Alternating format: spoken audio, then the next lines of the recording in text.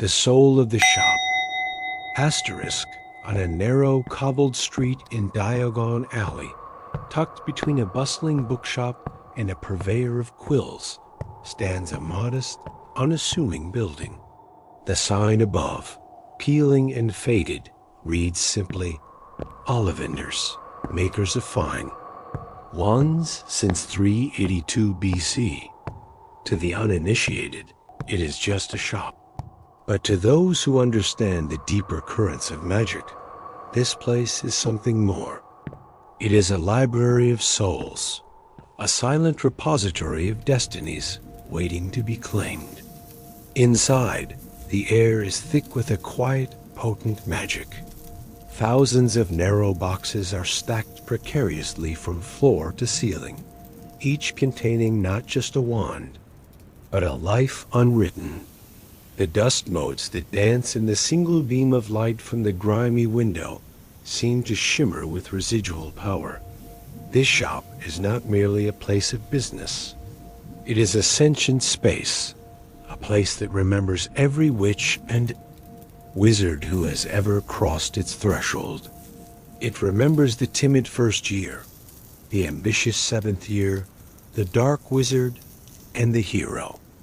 And at its heart is the Ollivander family, a line of wandmakers stretching back through millennia, each one a guardian of the ancient, sacred, and profoundly mysterious art of wandlore.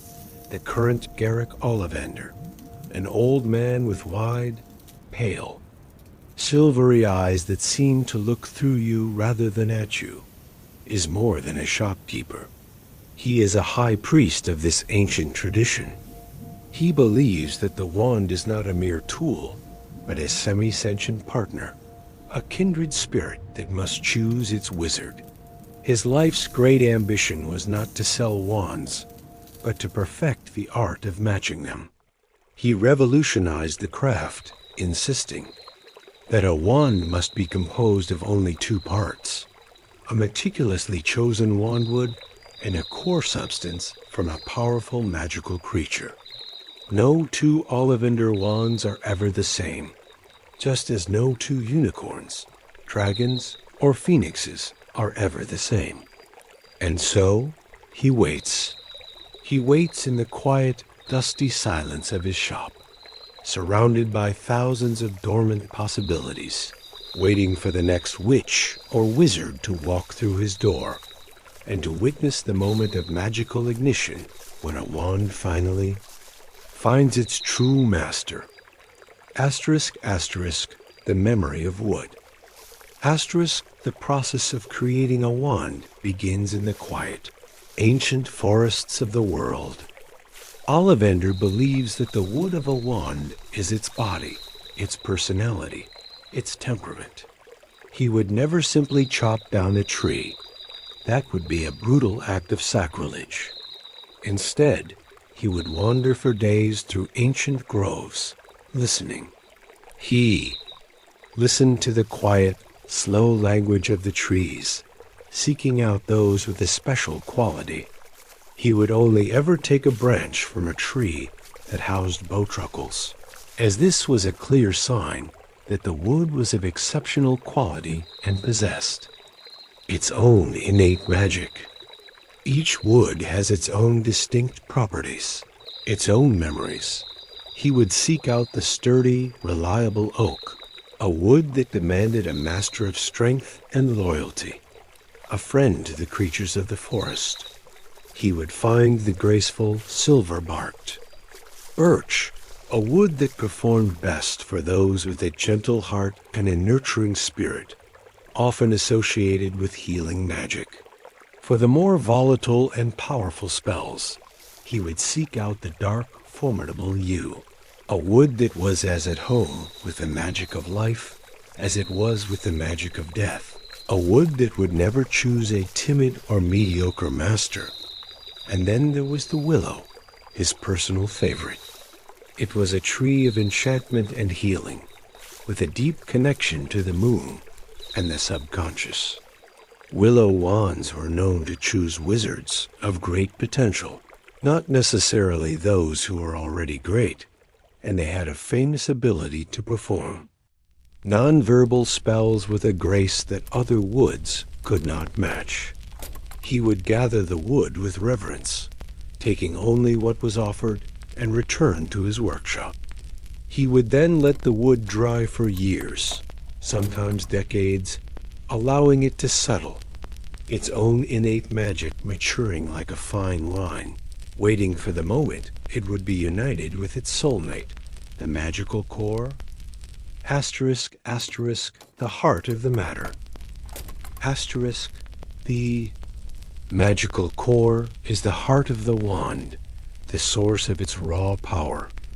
For centuries, wand makers had experimented with countless substances, from kelpie hair to Kneazle whiskers. But Ollivander, in his quest for perfection, concluded that only 3 substances, the supreme cores, were capable of producing wands of the highest caliber. Each core was a paradox, immensely powerful, yet incredibly difficult to master.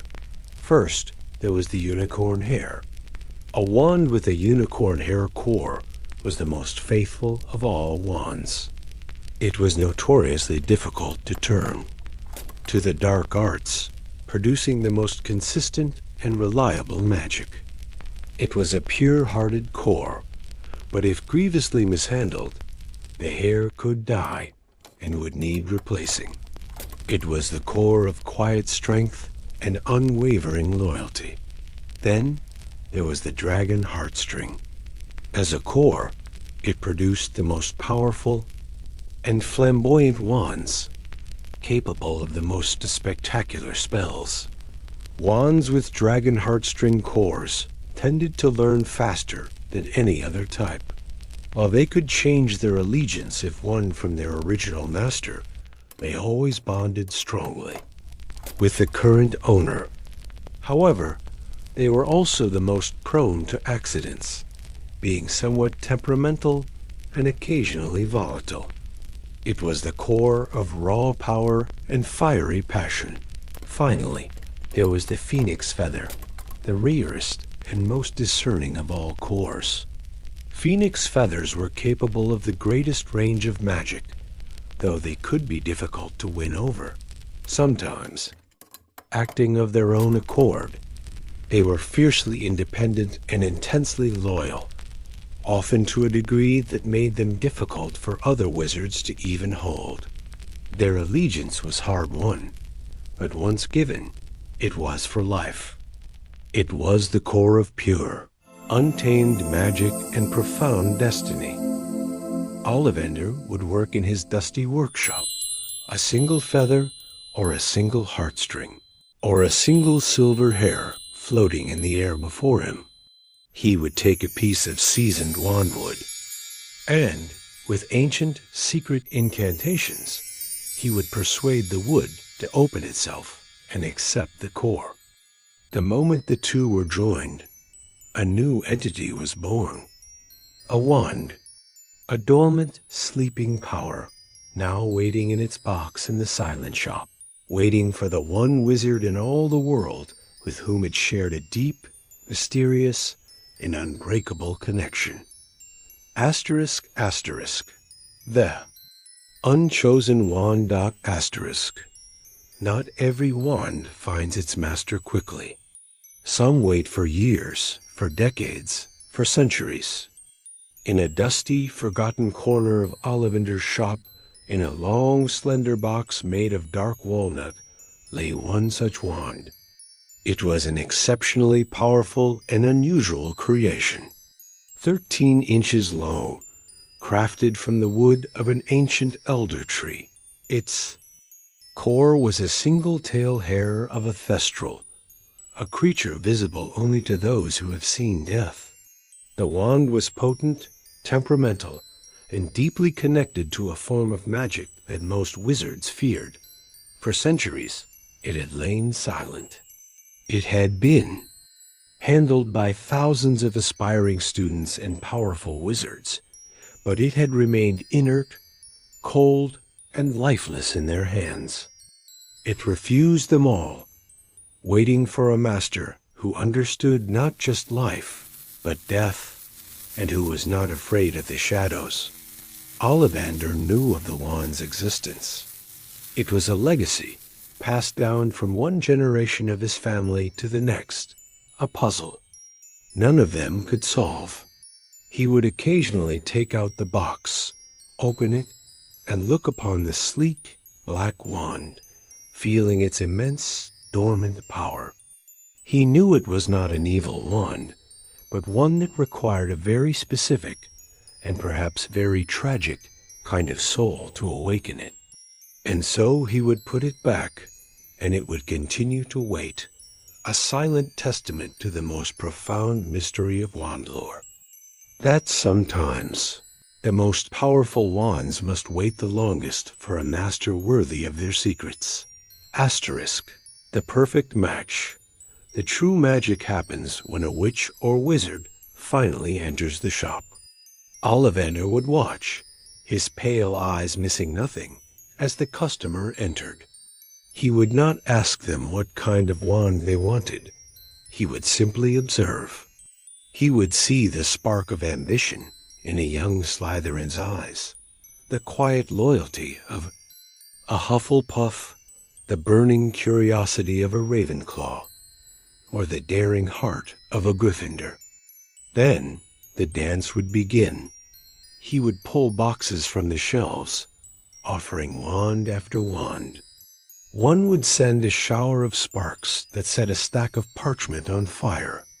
Another would simply do nothing at all. He would measure and hum and ponder, narrowing down the possibilities. And then the moment would come.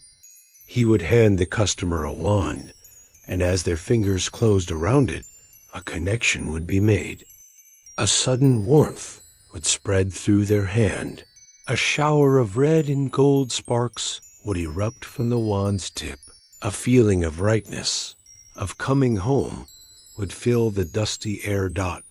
This was the moment Garrick Ollivander lived for. It was the moment. A dormant possibility became a living reality. The wand had chosen the wizard. A new story, a new destiny, had just begun. And in the quiet, magical heart of Diagon Alley, the ancient, dusty shop would settle back into its watchful silence, its shelves holding 1,000 other destinies, just waiting for the next person to walk through the door. Asterisk. And so, the ancient shop waits, a silent library of destinies not yet written.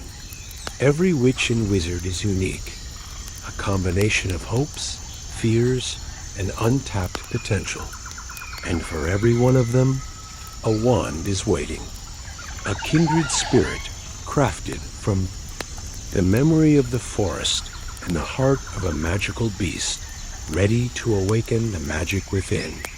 It is a reminder that the greatest power is not the one we seek, but the one that chooses us. Rest now, and may your own unique magic fill your dreams. Until our next story, my friend.